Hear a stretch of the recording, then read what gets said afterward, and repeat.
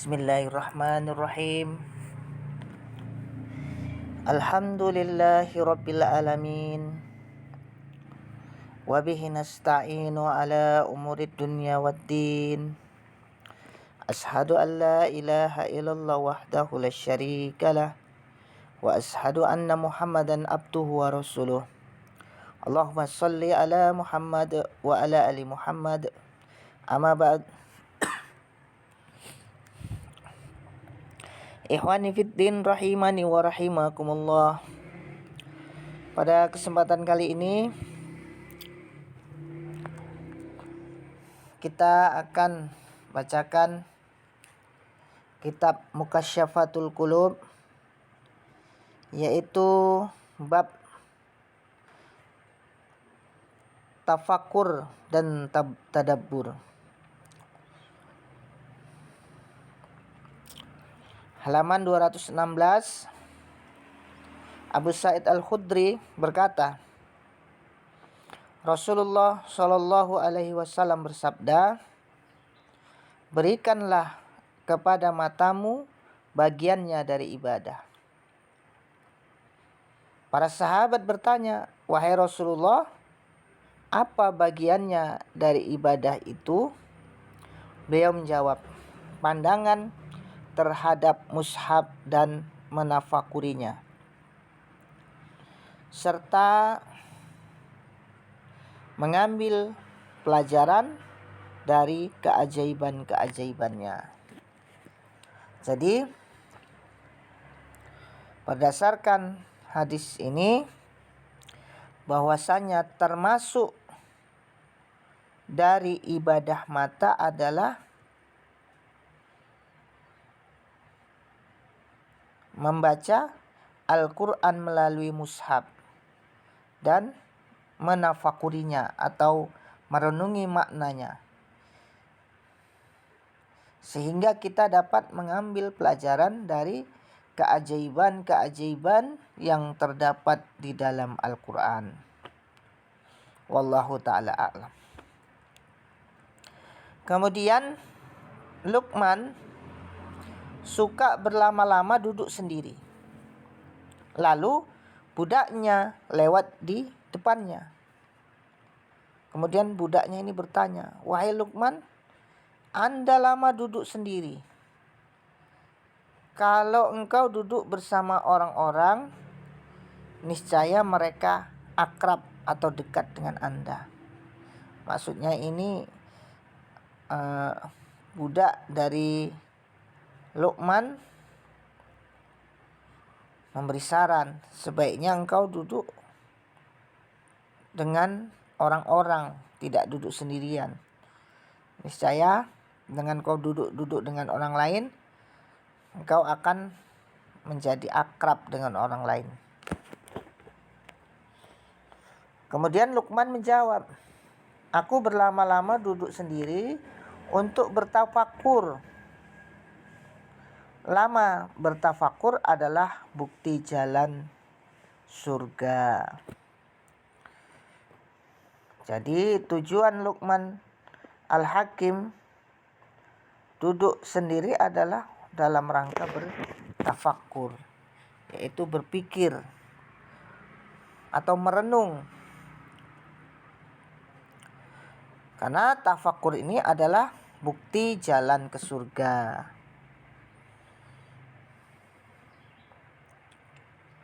Kemudian Umar bin Abdul Aziz berkata, bertafakur tentang nikmat Allah Azza wa Jalla adalah termasuk ibadah-ibadah paling utama. Jadi kita memikirkan tentang nikmat Allah, itu juga adalah ibadah. Kita merenungi nikmat mata yang Allah berikan kepada kita, nikmat tangan, nikmat lisan, nikmat sehat, nikmat kaki, dan lain sebagainya. Ketika kita merenungi nikmat-nikmat Allah ini adalah merupakan ibadah yang paling utama. Kenapa? Karena dengan kita merenungi nikmat-nikmat Allah ini menjadikan kita pribadi yang bersyukur. Sebagaimana Allah SWT katakan, la in sakartum la azidanakum. Jika kalian bersyukur atas nikmat Allah, maka Allah akan menambahkan nikmat tersebut. Kan tetapi apabila kita kufur, wala in kafartum inna azabi lasyadid. Jika kamu kufur mengingkari nikmat Allah, sesungguhnya azabku sangat pedih. Inna azabi lasyadid. Kemudian Ibnu Abbas radhiyallahu anhu berkata, salat 2 rakaat yang dimaksudkan untuk bertafakur adalah lebih baik daripada salat malam yang tak khusyuk. Jadi salat yang dikerjakan dengan khusyuk berarti kita sedang bertafakur. Jadi sholat yang khusyuk adalah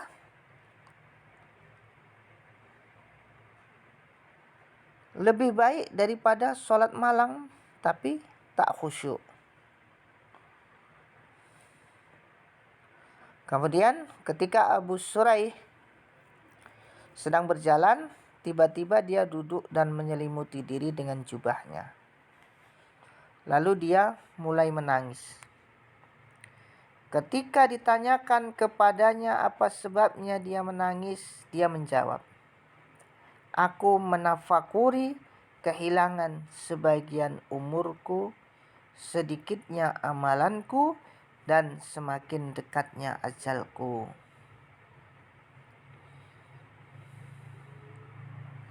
Kemudian Abu Sulaiman berkata, tafakur di dunia adalah hijab atau pembatas dari akhirat yang mewariskan hikmah, kebijaksanaan dan menghidupkan hati. Jadi orang yang bertafakur itu akan menimbulkan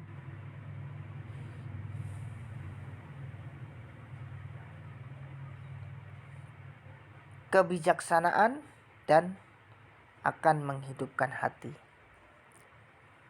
Kemudian hati berkata, karena tadabbur bertambahlah ilmu, karena zikir bertambahlah kecintaan, dan karena tafakur bertambahlah ketakutan pada murka Allah.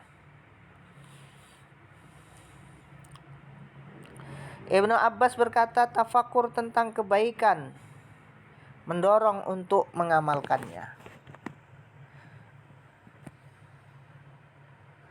Penyesalan akan kejahatan mendorong untuk meninggalkannya.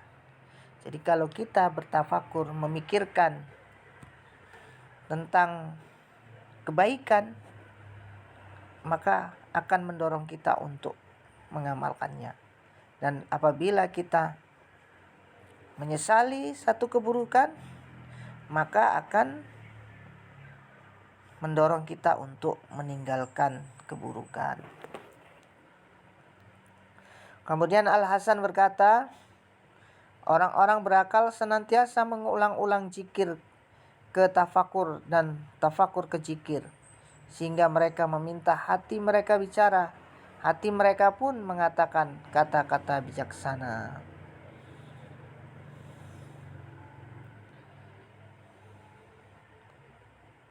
Kemudian Idak bin Khalaf berkata, Daud At-Ta'i radhiyallahu anhu berada di atas rumah ketika malam bulan purnama.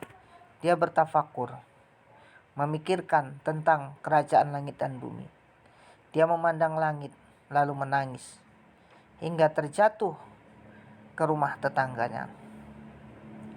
Tetangganya bangkit dari tempat tidurnya dalam keadaan tidak berpakaian.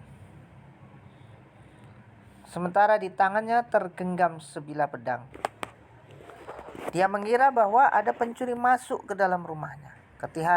Ketika melihat Daud, dia kembali dan menyimpan lagi pedangnya. Dia bertanya kepada Daud, "Siapa yang melemparkanmu dari atap rumah?" Daud menjawab, "Aku tidak merasakan hal itu."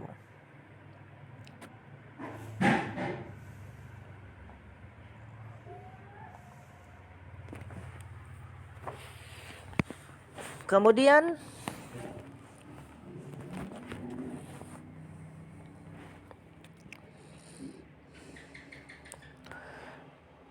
Al-Junaid berkata, majelis yang paling mulia dan paling tinggi adalah duduk sambil bertafakur tentang tauhid.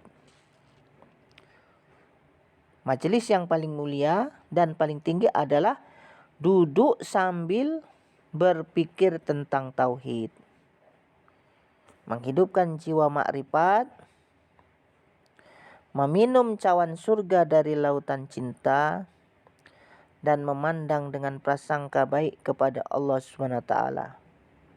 Karena itu, betapa tingginya majelis itu dan betapa lezatnya minuman itu. Berbahagialah orang yang dianugerahinya.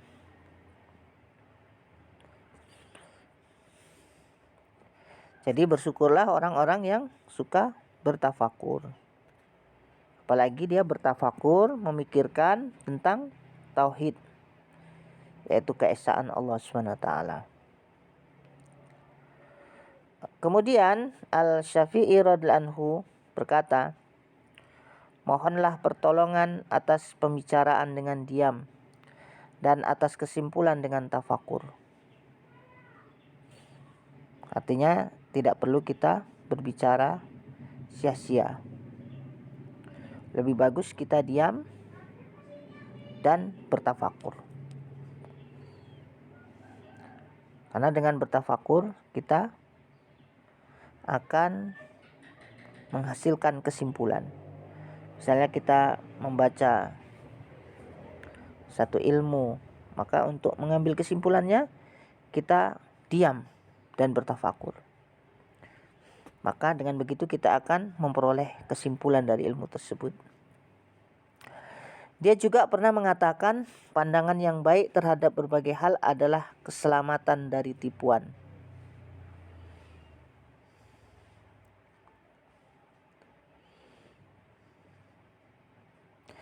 Kemudian keteguhan dalam pendapat adalah keselamatan dari kelalaian dan penyesalan. Menimbang dan berpikir, menyingkapkan keteguhan hati dan kekuatan dalam pandangan orang-orang bijak merupakan keteguhan dalam diri dan kekuatan dalam pandangan. Untuk itu, berpikirlah sebelum membulatkan tekad, lakukanlah kajian secara mendalam atau tadabbur sebelum menyerang musuh, dan bermusyawarahlah sebelum maju. Juga katanya, keutamaan itu ada 4.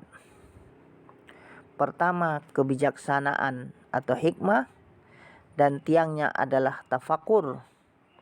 Kedua, kesucian diri, dan tiangnya adalah membuang keinginan rendah atau syahwat. Ketiga, kekuatan, dan tiangnya adalah menahan amarah.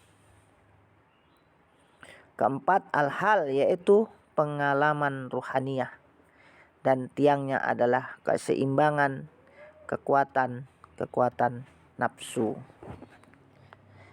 Ikhwani fiddin rahimani wa rahimakumullah. Demikianlah telah kita bacakan kitab Mukasyyafatul Qulub, yaitu tentang tafakur, yaitu berpikir, merenung, dan tadabbur atau mengkaji atau mempelajari apa yang ada di alam semesta ini dan juga ayat-ayat Allah di dalam Al-Quran. Jadi kita diperintahkan untuk bertafakur dan bertadabbur, karena dengan bertafakur dan tadabbur akan melahirkan kebijaksanaan dan kelembutan hati, serta akan menjadi orang-orang yang bertakwa kepada Allah SWT. Dan bertafakur dan bertadabur ini juga merupakan amalan dari para salaf. Demikian, mudah-mudahan bermanfaat. Wallahu taala a'lam. Subhanakallahumma wa bihamdika asyhadu an la ilaha illa anta astaghfiruka wa atubu ilaik. Wassalamualaikum warahmatullahi wabarakatuh.